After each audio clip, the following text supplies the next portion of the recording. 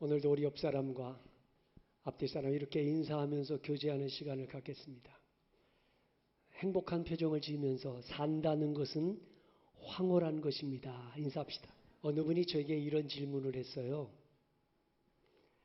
목사님이 목회 30년을 하면서 가장 좋았던 때가 언제였습니까?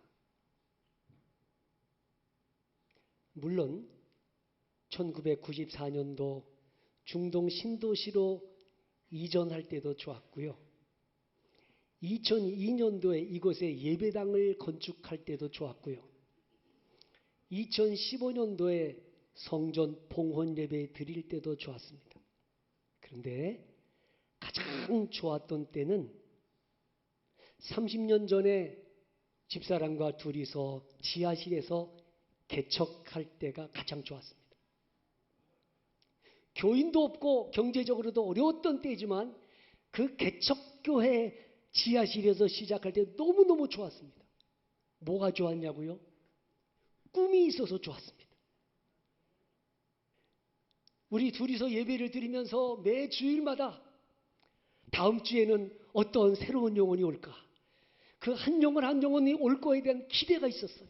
꿈이 있었어요. 12개의 지교회를 세워야지, 12명의 선교사를 파송해야지 라고 하는 선교의 비전이 있었어요. 개척하면서도 늘 꿈이 있었어요. 희망이 있었어요. 그래서 좋았어요.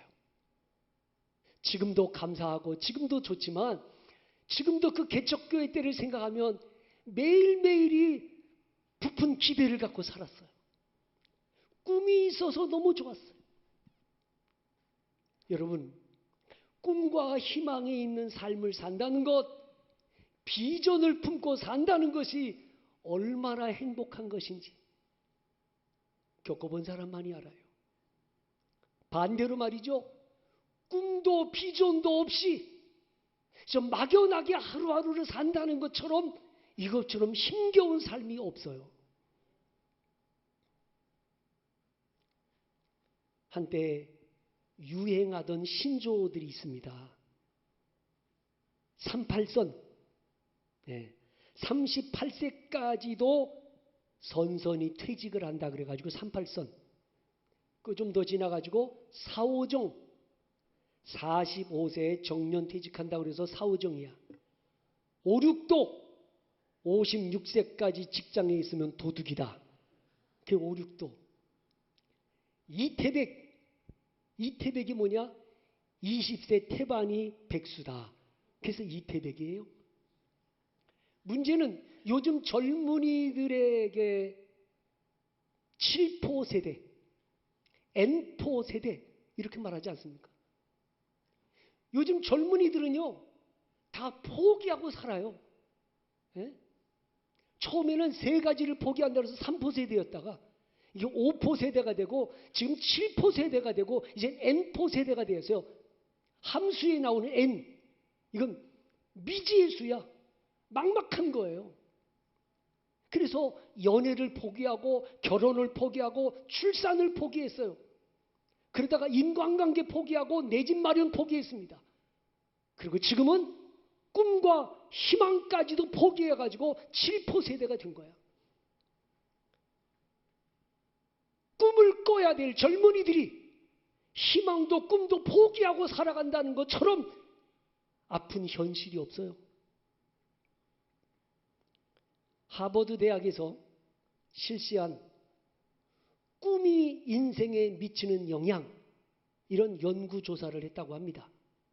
사람이 꿈을 갖고 살면 그 인생에 어떤 영향을 미치나, IQ와 학력과 자라온 환경 등이 비슷한 사람들을 대상으로 조사를 했어요.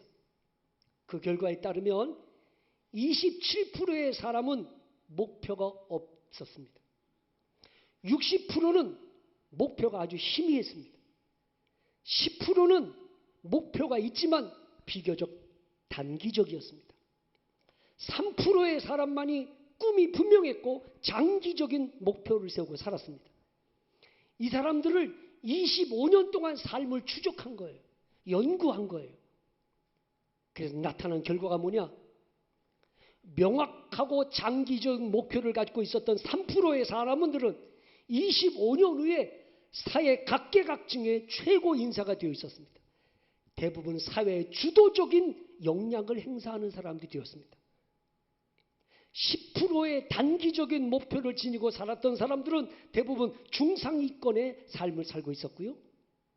목표가 아예 없었던 27%의 사람들은 하나같이 최하위 수준의 삶을 살고 있었고, 취직과 실직을 반복하면서 정부가 구제해 주기만을 기다리고 있더라는 것입니다.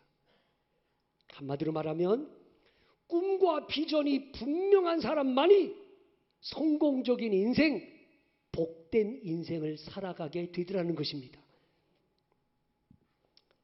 요한복음 4장에 나오는 수가성 여인의 삶은 만족이 없는 삶이었어요. 늘 뭔가 목마른 삶을 살았어요. 그렇게 뭔가 만족이 없고 목마른 삶을 살던 수가성 여인이 어느 날 변화가 됐어요. 이 수가성 여인이 더 이상 목마르지 않아요. 참 만족이 있어요. 기쁨이 있어요. 이 여인의 삶을 바꾸어 놓은 변화가 무엇입니까? 생수의 근원이 되시는 예수님을 만났습니다. 구원자 되시는 예수님을 내 삶의 주인으로 모셨습니다. 예수님과 함께 동행하는 삶을 살기 시작하면서 이 여인의 삶이 행복했습니다. 살맛 나는 세상을 살게 됐습니다. 오순절날 마가의 다락방에서 120명의 제자들이 모여서 기도하다가 성령을 받았습니다. 성령이 임하니까 이 사람들이 각 나라 말로 방언을 하기 시작합니다. 세계 각국에서 예루살렘에 올라온 사람들이 가만히 듣자 보니까 자기들의 말로 방언을 하는 걸 보고 놀랐어요. 그리고 그들이 이렇게 말합니다. 저들이 세술에 취했다. 그리고 조롱을 합니다. 그때 베드로가 요엘 선지자의 예언의 말씀을 전하면서 이걸 이상하게 여기지 마라. 이건 이상한 일이 아니고 이미 구약 성경에서 하나님이 예언된 말씀이 성취된 것이다 라고 말하면서 오늘 본문에 요엘 선지자의 예언의 말씀을 전하고 있는 것입니다. 우리 같이 한번 말씀 읽어보겠습니다. 16절로 18절까지. 사도행전 2장 16절로 18절 다 같이 시작. 이는 곧 선지자 요엘을 통하여 말씀하신 것이 일렀으되 하나님이 말씀하시기를 말세에 내가 내 영을 모든 육체에 부어주리니 너희의 자녀들은 예언할 것이요 너희의 젊은이들은 환상을 보고 너희의 늙은이들은 꿈을 꾸리라. 그때 내가 내 영을 내 남종과 여종들에게 부어주리니 그들이 예언할 것이요. 아멘. 자, 이 요엘 선지자가 말한 말세에 내가 내 영을 모든 육체에 부어주리니, 말세가 언제를 말하는 것입니까? 이 요엘 선지자가 말한 말세라는 것은 예수님이 이 땅에 오셔서 부활하시고 승천하신 다음부터 재림할 때까지를 말세라고 하는 것입니다. 예수님이 승천하시고 재림하실 때까지를 말세라고 하는 거예요. 이 말세에 내 영을 너희에게 부어주리니. 여러분, 성령은요 어떤 특정한 사람에게만 주시는 게 아니고 모든 육체에게 부어주시겠다고 약속하셨습니다. 남자에게만 주시는 게 아니에요. 남종과 여종에게 부어줄 거라고 했습니다. 조금씩 주는 게 아니고 물 붓듯이 부어주시겠다고 하셨어요. 놀라운 사실은 이 하나님의 성령이 임하면 어떤 역사가 일어난다고 했습니까? 너희 자녀들은 예언할 것이요 젊은이들은 환상을 보고, 영어 성경에는 비전이라고 되어 있습니다. 비전을 보고 너희 늙은이들은 꿈을 꾸리라. 그러면 예언, 환상, 꿈, 이 세 가지의 공통점이 무엇입니까? 너희 자녀들은 예언을 할 거다. 젊은이들은 환상을 볼 것이다. 늙은이는 꿈을 꿀 것이다. 그러면 예언이라는 말, 환상이라는 단어, 꿈이라는 단어가 공통점이 뭐예요? 미래가 있을 거라는 거죠. 비전이 생겨난다는 것이죠. 한마디로 성령이 임하면 희망찬 미래, 축복된 미래, 영광스러운 미래를 내다보며 살게 될 것이라는 말씀입니다.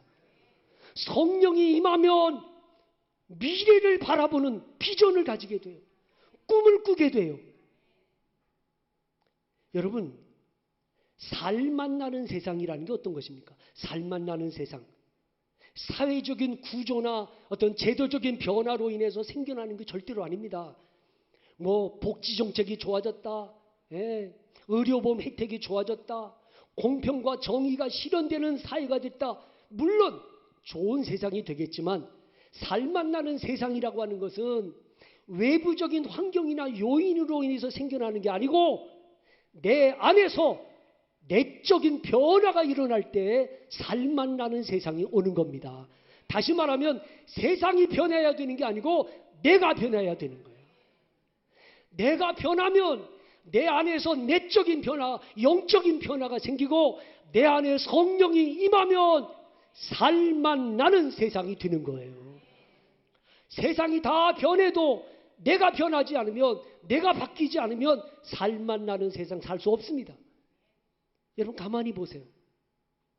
부유한 집안에서 자라나가지고 재벌 집안에서 태어나가지고 금수저로 태어난 사람들 치고 행복하게 사는 사람들도 있지만 채울 수 없는 공허함, 또 악한 영들이 그 마음을 지배하면 세상 쾌락에 빠져서 술과 마약으로 일삼다가 인생 망가진 사람 얼마나 많아요.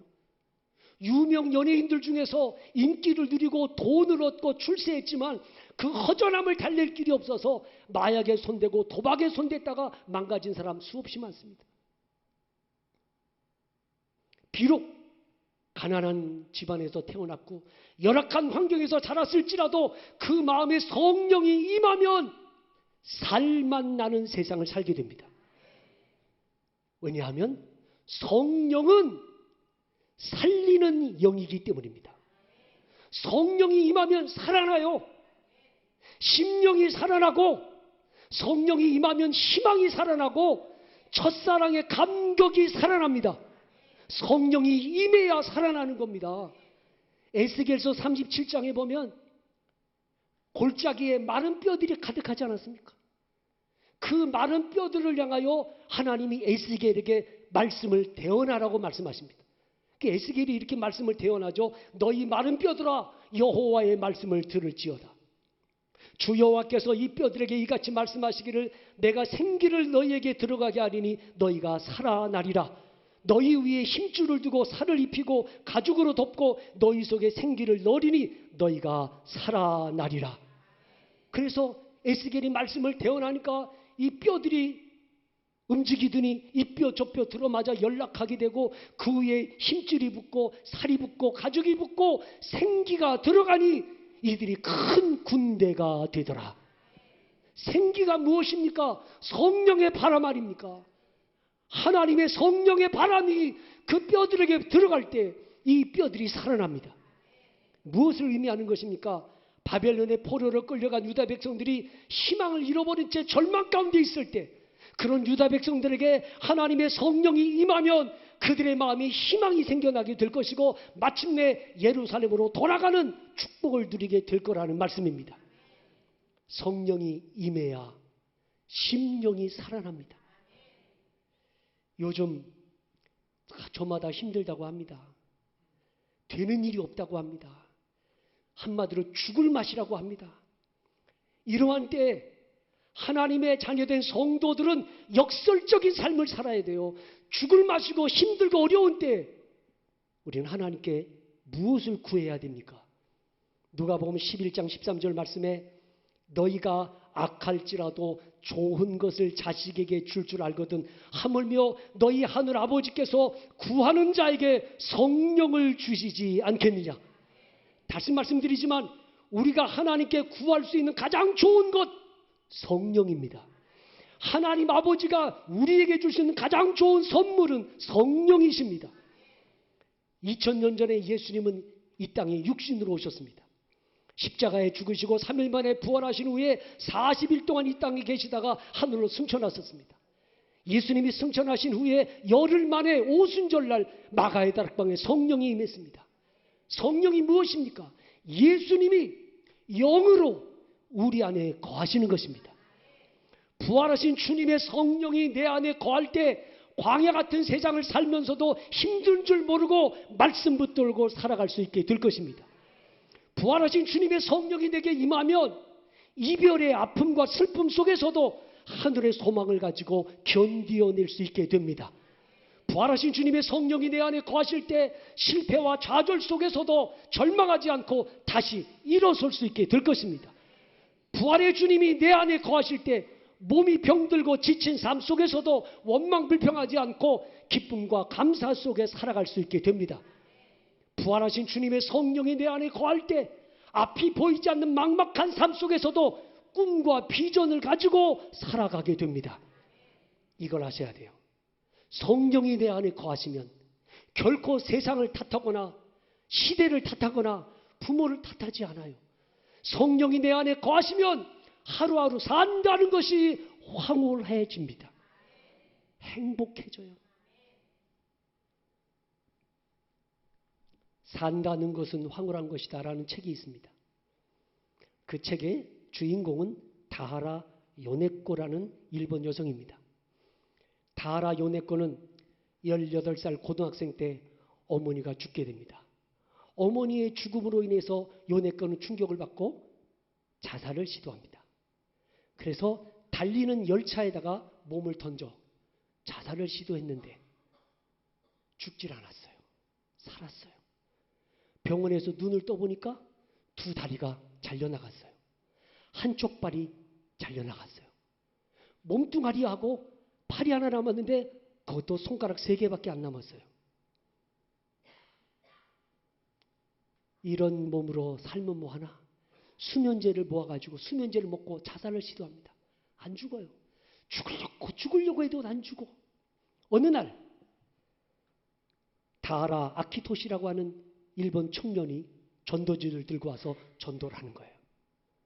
끊임없이 찾아와서 전도하는 이 일본 젊은 청년의 전도를 받고 요네코가 예수를 영접합니다.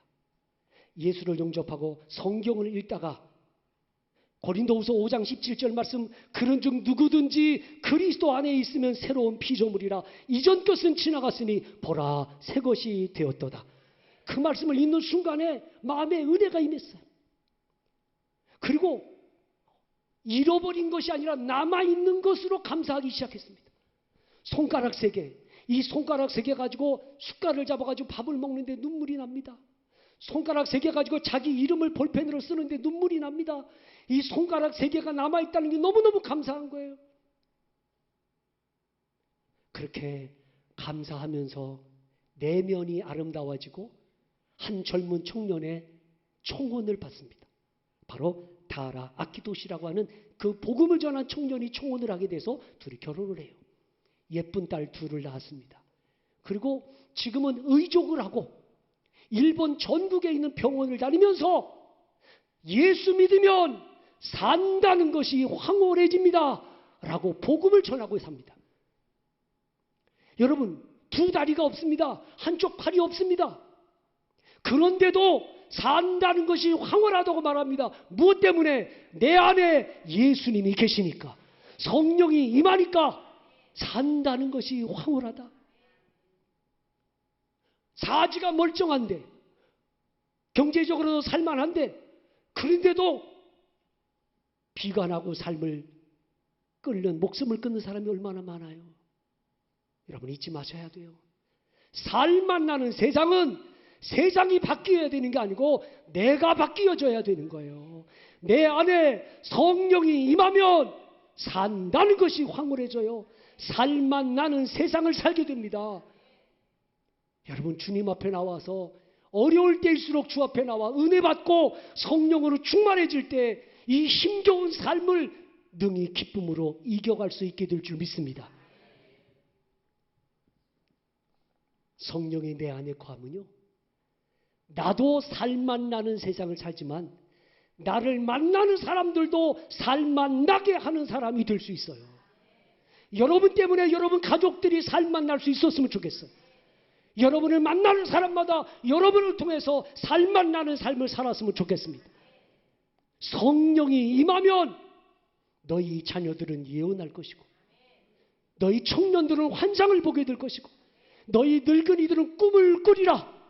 성령이 임하면 꿈이 생기고 비전이 생기고, 그리고 희망찬 미래가 보여요. 하루하루 산다는 게 기쁨이고 감격인 거예요. 저는 고등학교 3학년 때 성령을 받았어요. 방언을 하기 시작했어요. 그때 은혜 받고 나서 제가 경험한 게 있어요. 성령 받고 달라진 건 하나도 없어. 그런데 내가 성령 받고 은혜 받으니까 어제 봤던 하늘이 오늘은 왜 이렇게 아름다운지, 길가에 있는 풀 한 포기가 이렇게 아름다운지, 모든 게 다 아름답게 보이기 시작하더라고요. 걸음을 걸은데도 구름 위를 걷는 것 같았어요. 너무 행복했어요. 그 감격을 지금도 잊을 수가 없고, 지금도 그 은혜를 누리면서 감사 속에 살아요. 이 아침에 나온 여러분, 살만 나는 세상, 꿈이 있는 삶을 살려면 내 안에 주의 성령이 임하셔야 됩니다. 주님과 함께 이 광야 같은 세상 힘있게 능력있게 승리하며 살아가시기를 주님의 이름으로 축원합니다. 기도하겠습니다.